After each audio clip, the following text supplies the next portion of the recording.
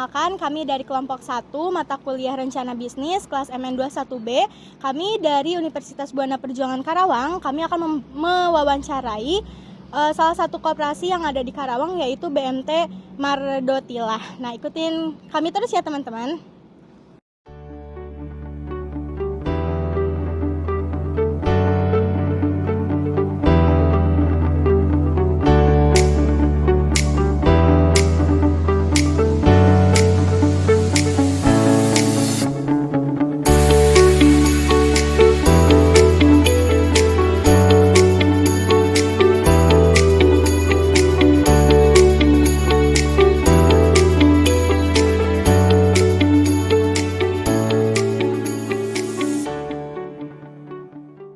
Sebelumnya, perkenalkan kami dari mahasiswa Universitas Buana Perjuangan izin wawancara terkait dari koperasi BMT Mardotilah ini.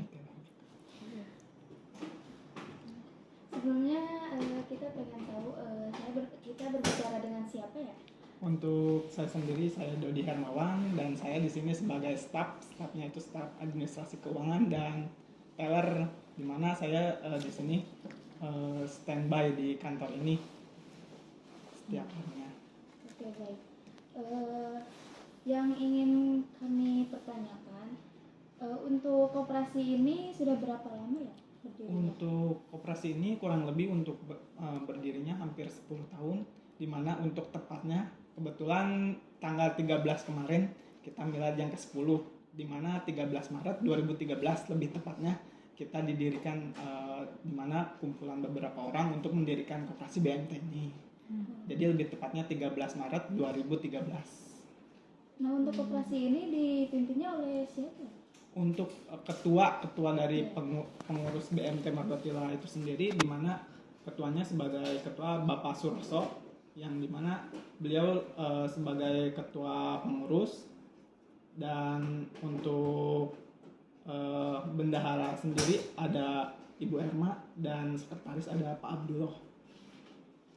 Untuk koperasi ini berdiri di bidang apa sih, Pak? Kalau koperasi BMT Mardotilah berdirinya sebagai koperasi simpan pinjam lebih tepatnya. Jadi mengurusi tentang simpanan, otomatis dikeluarkan menjadi pinjaman.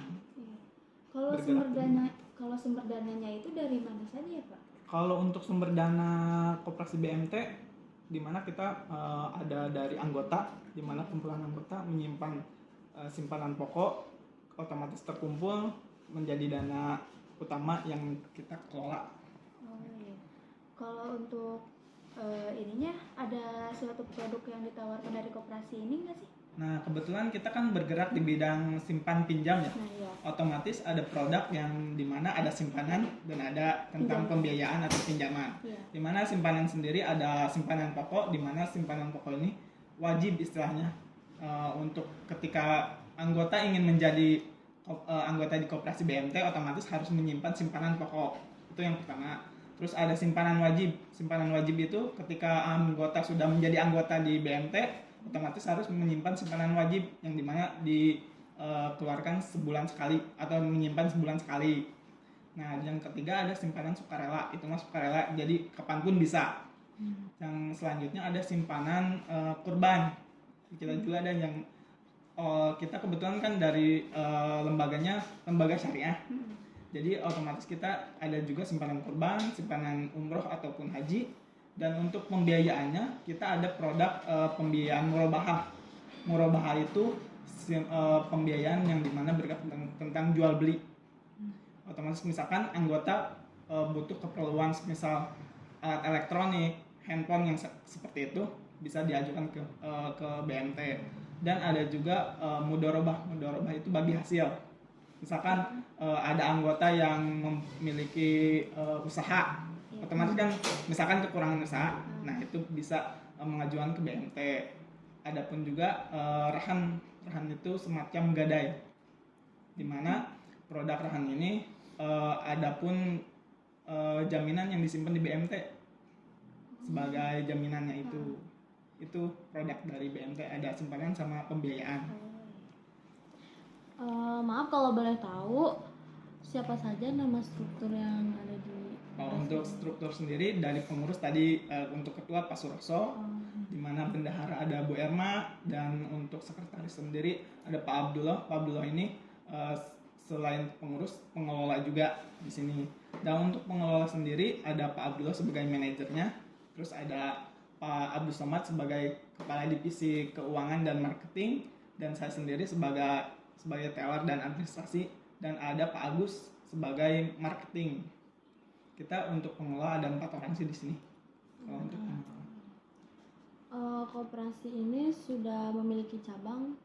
Nah, kebetulan untuk cabang kita kan udah hampir 10 tahun ya bergerak. Sebelumnya kita ada cabang di Purwakarta sama di Cikarang. Dan hampir 2 tahun yang lalu yang dari Purwakarta sama di Cikarang itu di merger.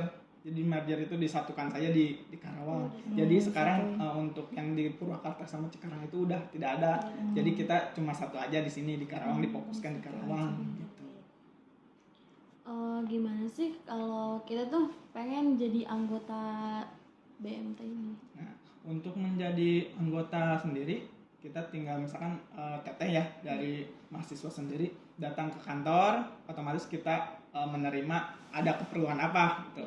Untuk keperluannya misalkan mau jadi anggota, tinggal mengisi formulir, nanti kita sediakan formulir untuk menjadi keanggotaan di BMT, otomatis mengisi formulir, terus menyiapkan syarat-syarat seperti fotokopi KTP sama KK yang kayak gitu, identitas, dan otomatis menyimpan simpanan pokok yang tadi untuk syarat menjadi anggota di BMT gitu. Kalau persyaratan untuk masyarakat sama mahasiswa itu sama atau beda ya? Kalau untuk persyaratan sendiri tidak dibeda-bedakan, hampir sama aja. Cuma nanti ketika udah menjadi anggota, otomatis kan si anggota nanti mau simpan aja atau ada pinjam. Nah, kayak gitu. Misalkan kalau untuk simpan tinggal yang tadi KTP KK. Terus kalau misalkan udah jadi anggota nih, si anggota mau pengajuan peminjaman gitu. Nanti dilihat dulu keperluannya apa. Tadi misalkan mau jual beli yang produk pembiayaan jual beli, atau kan misalkan perlunya modal usaha ataupun gadai, nanti dilihat gitu. Nah, misalnya nih kita tuh mau minjam, itu tuh jaminannya apa aja ya? Nah, untuk jaminan pembiayaan itu sendiri kita bergeraknya kalau yang ada jaminannya itu di produk pembiayaan rahan atau gadai. Kalau untuk produk jual beli kita yang dijaminkan itu misalkan kan pembiayaannya elektronik, otomatis elektronik itu yang dijaminkan. Misalkan tidak ada kemacetan lah istilahnya, otomatis kan si elektronik nanti kita ambil, nanti dilihat dulu sisa pembiayaannya berapa, otomatis kita istilahnya bukan lelang ya, misalkan ada pembiayaan 1 juta lagi tapi hasil barang elektroniknya 1.200.000. Nah, kalau di kita yang 200 dikembalikan, yang 1 juta untuk nutup pembiayaan itu. Nah, kalau untuk rahan, untuk jaminan itu rahan ada bisa BPKB, sertifikat ataupun emas kalau untuk pembiayaan rahan gadai. Terus apabila minjem uang di sini tuh harus ada administrasinya nggak gitu sebelum ini? Untuk administrasi otomatis kita kan koperasi, otomatis ada administrasi yang harus dibayarkan di awal. Dan untuk rinciannya nanti kita pas realisasi ada rinciannya yang dimana ada seperti semacam biaya pengembangan. Terus kita kan bergerak di Baitul Mal wa Tanwin, tidak hanya tentang usaha saja, kita juga bergerak tentang malnya yang seperti infak, wakaf yang kayak gitu.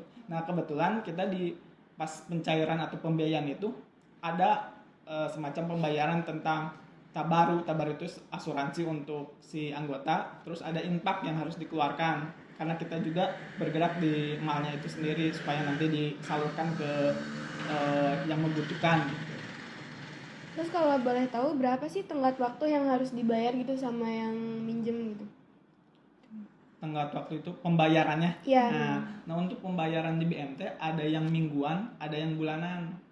Kalau untuk mingguan sendiri kita sasarannya ke pedagang atau yang memiliki usaha. Otomatis kan perputaran uangnya per minggu bisa ya kalau modal usaha. Kalau yang misalkan pabrik juga, kalau pabrik mah kan rata-rata bulanan gitu ya. Otomatis yang pembayarannya bulanan gitu. Gimana sih Pak strateginya buat masarin ini produk dari BMT ini? Kalau dulu ya kita masuknya ke majelis taklim, kita sambil istilahnya dakwah atau mengenalkan apa itu produk BMT, tentang BMT itu sendiri, kita lebih ke terjun langsung ke lapangan. Nanti dari lapangan itu biasanya eh, lewat mulut itu pasti otomatis anggota langsung, misalkan ada satu anggota udah jadi anggota BMT, udah merasakan pembiayaan di sini, nanti bakal diceritain ke yang lain gitu. Jadi masih secara manual ya, bukan nggak lewat sosial media. Oh, web. untuk sosial media kita ada juga, cuma kalau ke sosial media kurang efektif gitu. Jadi kita langsung terjun ke lapangan gitu. Kalau strateginya gimana yang nggak bayar kalau nunggak gitu? Kalau kita lebih ke namanya koperasi ya, lebih ke kekeluargaan. Kita lebih ke bagaimana menyelesaikannya di lapangan, lebih ke kekeluargaan. Terus misalkan nanti dilihat dulu, kebetulan kita emang bukan tidak ada denda ya, ada, cuma nanti si denda ini tidak dijadikan profit atau pendapatan kita, tapi nanti kita lebih ke salurkan yang tadi kita kan ngelola mal, masukin ke situ supaya dimana anggota itu kalau tidak ada istilahnya tidak ada denda, lebih ke leha-leha BMT ini. Kalau di lapangan kayak gitu kan beda sama yang operasi yang istilahnya batak lah kayak gitu, beda kayak gitu. Kalau kita lebih ke keluargaan dulu, misalkan 1 kali 2 kali, kita maksimal 2 kali, misalkan 2 kali nggak bayar, terus diingatkan, terus bagaimana mencari solusi gitu. Lebih ke keluargaan sih, tidak ada kekerasan ataupun tidak ada, lebih ke pokoknya intinya kita kekeluargaan. Kalau misalkan nggak bayar gimana itu? Nggak ada yang mampu bayar gitu. Kita lihat dulu kualifikasinya, tidak mampu bayar itu seperti apa. Nah, misalkan ada keluarganya, misalkan istri yang mengambilnya istrinya, ada suaminya kan, misalkan suaminya tahu tidak kalau kita memberikan pembiayaan itu misalkan ke anggota, harus tahu kedua belah pihak antara istri sama suami. Takutnya istri ngambil tapi suami nggak tahu. Ya, nggak tahu. Nanti begitu pas ada masa misalkan nggak bisa bayar atau nunggak, otomatis kan kita kelabakan istilahnya. Tidak ada yang bisa mengcover si suami. Kita lebih ke misalkan kalau misalkan dia tidak punya suami, ke orang tuanya dulu. Kita lebih ke terus mencari solusi gitu, bagaimana ini harus terselesaikan. Namanya juga kewajiban ya, harus diselesaikan gitu. Ini kalau boleh tahu visi misi koperasi ini apa ya? Kalau untuk visi sendiri, menjadikan BMT yang maju dan untuk mensejahterakan stakeholdernya, dimana yang otomatis kan dari visi bisa ke misi, itu kan ke misi, dimana yang tadi mensejahterakan stakeholdernya misalkan ke anggota, terus mitra bisnis kita harus sejahtera. Misal mitra bisnis itu misalkan kita kan tadi ada yang pembiayaan misalkan elektronik, otomatis kan kita mensejahterakan toko elektronik itu, terus toko HP kayak gitu, terus ke anggota kita, dimana anggota kita juga harus sejahtera, tidak hanya koperasinya yang sejahtera tapi anggota juga harus sejahtera, terus pengelola sama pengurusnya. Terus kita juga lebih ingin menyiarkan dakwah tentang ekonomi syariah itu seperti apa. Kebetulan kita kan emang bergerak di bidang koperasi, tapi kita lebih ke Baitul Mal wa Tanmir tentang koperasi syariah, di mana masyarakat sepertinya belum terlalu paham tentang ekonomi syariah. Kalau istilahnya di masyarakat mah pinjem weh gitu. Gak tahu istilah syariah ataupun konvensionalnya. Itu itulah visi dan misi kita. Terus kalau boleh tahu ini kelebihan sama kekurangannya apa di koperasi ini? Kalau untuk kelebihannya, kita dimana kelebihannya kita bisa membantu ke anggota ya, bisa membantu anggota. Misalkan anggota kita ada yang kekurangan modal ataupun perlu modal, kita bisa membantunya. Dimana ya itu mah setiap koperasi samalah, intinya ingin membantu anggota, ingin mensejahterakan anggotanya. Untuk kekurangannya sendiri, kita kesulitan di lapangan, dimana sekarang itu sudah mulai maraknya di mana banyak pesaing lah istilahnya, tidak hanya kita saja, dan di mana ketika kita, kebetulan saya pernah jadi marketing dan jadi tahulah di lapangan seperti apa, di mana kan sekarang ada istilahnya udah ada bank emok lah, terus bangke istilahnya, bank keliling yang kayak gitu, otomatis kita harus bersaing. Di mana hasil dari lapangan itu hampir satu orang itu, misalkan ada ibu-ibu pinjam, dia tidak pinjam satu koperasi, satu orang kadang ada punya 5 koperasi. Itu yang menjadi bahan evaluasi kita. Jadi pas memberikan pembiayaan itu harus benar-benar memilah dan memilihnya gitu, supaya jangan sampai kita ngasih pembiayaan ke dia tapi dia udah punya yang lain, terus ketika kita tidak bisa mengangsurnya gitu. Seperti itu. Untuk ini kalau boleh tahu, untuk proses ketika sudah memenuhi syarat pendanaan, nah uang yang kita dapatkan itu secara langsung apa gimana? Nah, kalau di kita namanya kita koperasi, otomatis kita harus mengumpulkan dulu dana ya. Dana kita kan dari anggota yang melakukan pembiayaan itu. Otomatis kita terkumpul misalkan. Nah, kalau kita biasa maksimal itu 1 minggu biasanya. Cuma lihat lagi kalau misalkan uangnya hari itu juga ada, bisa. Jadi tidak tentu istilahnya, kadang-kadang ada 1 hari 2 hari udah bisa, cuma kita maksimal nunggu itu 1 minggu. Nanti misalkan anggota udah pengajuan, otomatis kita ada istilah survei, terus memenuhi syarat tidak. Nah, nanti misalkan udah memenuhi syarat, kita konfirmasi ke anggota bahwa pembiayaan atau pencairannya bisa di ACC. Nah, itu tinggal misalkan 1 hari atau 2 hari, misalkan si uang untuk pembiayaannya ada, kita langsung otomatis bisa. Jadi tidak tentu, kadang-kadang cepat, kadang-kadang ya maksimalnya 1 minggu itu untuk menunggu pencairannya. Kalau saya pribadi cuma pengen tahu ya Pak, kalau misalkan kita meminjam dalam jumlah besar, untuk apa ya, jaminannya itu bisa terserah kita apa gimana? Nah, kebetulan kita kan bergeraknya di bidang mikro ya. Mikro itu kan kecil. Kita bukan skalanya skala bank, yang dimana bank kan makro. Dimana kita ada batasan limit untuk pembiayaan. Nah, kebetulan kalau dulu kita hampir bisa ke pembiayaan 50 juta. Dimana pembiayaan besar misalkan 10 juta atau 10 juta ke atas lah, itu dilihat dulu dari jaminan. Misalkan kalau misalkan menjaminkan BPKB lah istilahnya, dilihat dulu kan harga jual taksiran BPKB sesuai nggak dengan pembiayaannya. Takutnya misalkan nanti pas dia nunggak atau istilah tidak bisa membayar dan hanya mengandalkan BPKB, kalau misalkan kurang dari harga atau plafon pembiayaan, otomatis kan kita juga nanti susah untuk misalkan menjual. Pinjam misalkan 10 juta, sedangkan harga motor cuma 5 juta, otomatis kan jomplang. Nah gitu, jadi kita melihat dulu dari sisi harga jual jaminan yang disimpan di BMT gitu. Oke, baiklah, mungkin itu saja yang ingin kami ketahui. Terima kasih atas waktunya, terima kasih atas jawabannya. Semoga ini bermanfaat juga bagi kami ya Pak. Semoga makin lancar juga untuk kesempatannya. Ya, terima kasih. Sekian wawancara dari kelompok kami. Wassalamualaikum warahmatullahi wabarakatuh.